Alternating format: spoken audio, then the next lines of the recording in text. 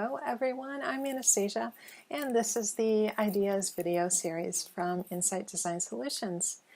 Today I'm going to discuss color. Not color theory, but instead color models and color combinations and those color definitions. So how do you as a client know when to use which file colors for which platform? It can be confusing, so this video will help you out with that. This is not a comprehensive guide, but it will definitely prepare you with the basics. So when you have a new logo, be sure to ask your designer for all of the different kinds of color files that we discussed today. You may or may not need them all at once, but it's definitely a good idea to have them. Let's begin with CMYK. CMYK stands for cyan, magenta, yellow, and key. And key is also known as black. And the CMYK color band is also known as process colors or four-color process. So you'll hear those terms used interchangeably when discussing CMYK. The next color model is RGB. RGB will never be used in printing. RGB stands for red, green, and blue. And they're only used on digital cameras, scanners, and your computer monitor. Now when I say used, I mean that you will only see a color being represented by RGB on these digital sorts of outputs. Keep in mind that if you view an RGB file on your monitor, you'll see it represented in RGB colors.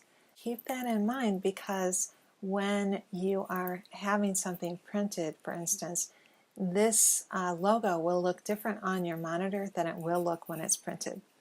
It will actually look much more vibrant on your monitor. So ask your designer for maybe some printed examples so that you will know what to expect. Moving on, let's talk about PMS colors.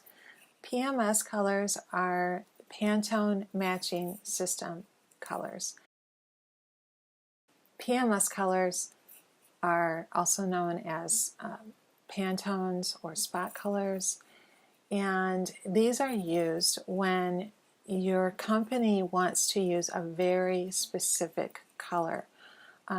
All of the PMS colors are pre-mixed, so each color is very pure, and it is made up of only one color. So there's no mixing of the PMS colors. So it's used when color perfection is very critical.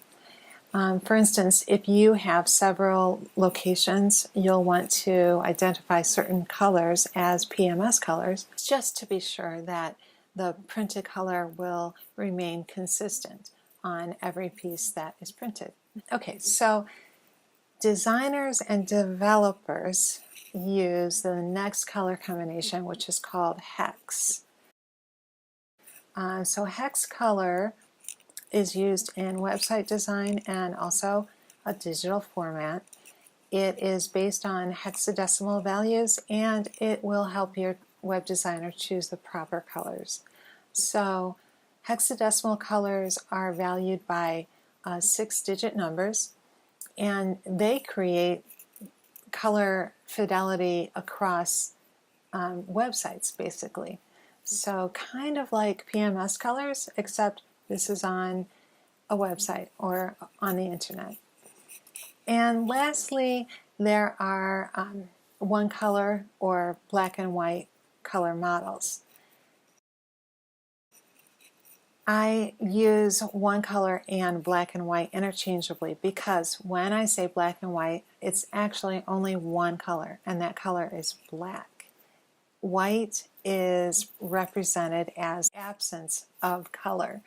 So when you are printing on a piece of paper, typically that paper will be white. Side note, some designers will call that paper substrate.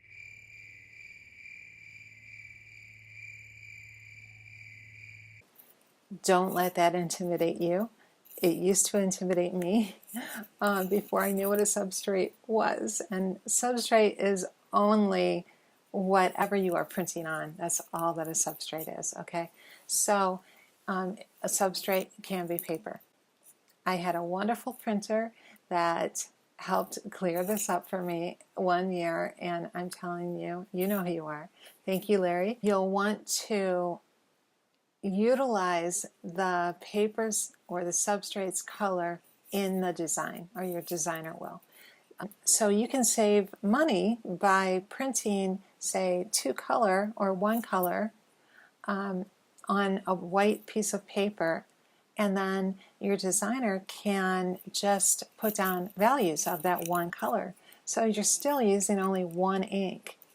So there is so much more to say about color combinations and descriptions and files. This will at least give you a basic guideline, and it will help you to know what to do with the myriad of files that you get from your designer.